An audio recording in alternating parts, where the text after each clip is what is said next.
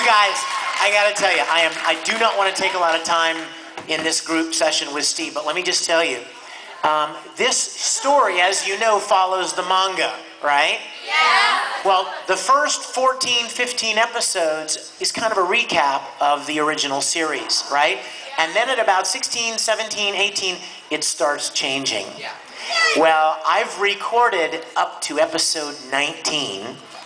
So now there are all of these new adventures and new characters and new stories that I'm getting to see Ed in. And it's so exciting. I can't hardly stand it. Let me just tell you also, a lot of you want to know about Alphonse. As much as we love Aaron, Aaron is like the little brother I always wish I had. He's not little anymore. He doesn't sound like Al anymore, and so we had to recast that role. But let me tell you, the girl that's doing it is named Maxie, and she is amazing. I've been recording, and she's already recorded, and I'll be able to hear her performance in my ears as I'm recording, and I'll be like, dang, she sounds just like Aaron. I mean, awesome. I think you guys will be very pleased. So yes, we're working on it, and we're very excited.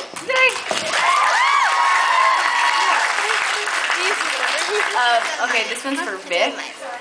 Gosh, you're tall. Yes. Just teasing. Okay, well, in the end of Oregon High School, like, how did you feel how the episode ended? Did you want more?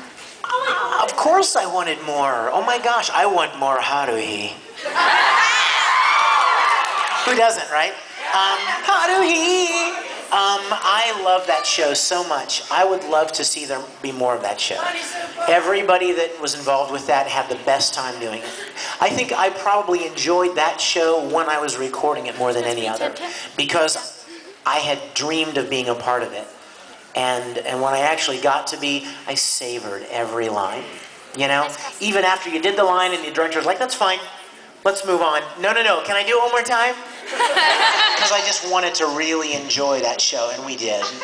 He's savoring it right now. So I would love to see there be more, but I don't know that there is. Thank you, sweetie. Thank you. That was delicious, by the way.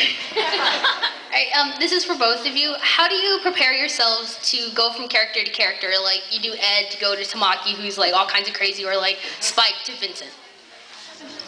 Scotch.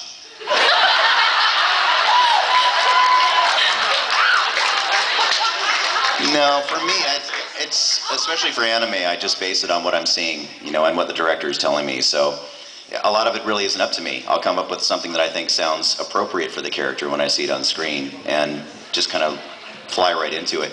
And after a while, you start to develop muscle memory in the throat, and you know exactly what's going to come out before it comes out. So that sounds kind of weird out of context, didn't it? But for me, it's just a really natural, organic process. I just sort of slide right into the character. And if I forget, they've always got some sort of reference to dial me back in. But I don't have to, you know, do 50 push-ups and, you know, cut myself or anything, so. I should hope not. It's funny because when I did Broly, I did do 50 push-ups.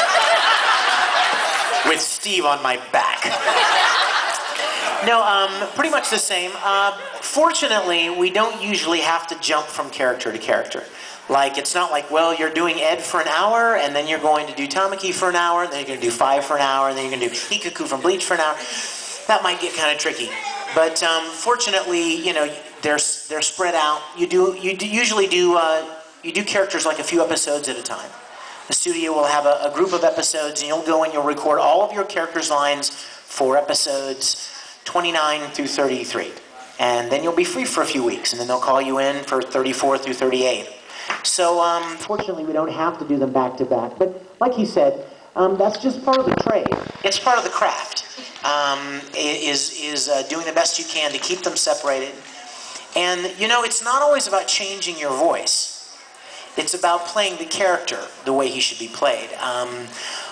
We've both done a lot of characters that if you were to just pull one line from different characters, they sound very similar. But it's the personality of the character. The example I often like to use is, we've all seen Robert De Niro in 100 movies. He's played 100 different characters, but he always sounds like Robert De Niro.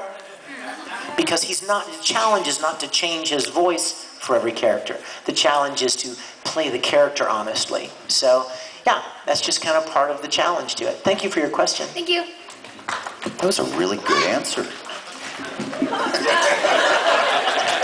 This question's for Vic.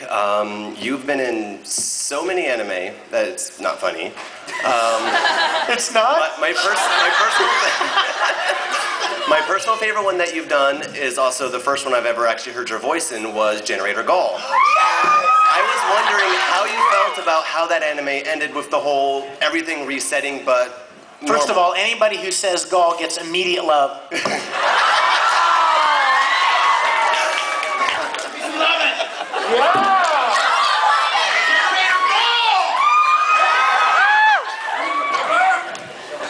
was one of my favorite shows, you guys. If you've not seen Generator Gall, it's like 12 episodes, you guys. It's an easy watch, like one evening, and it's the greatest show ever.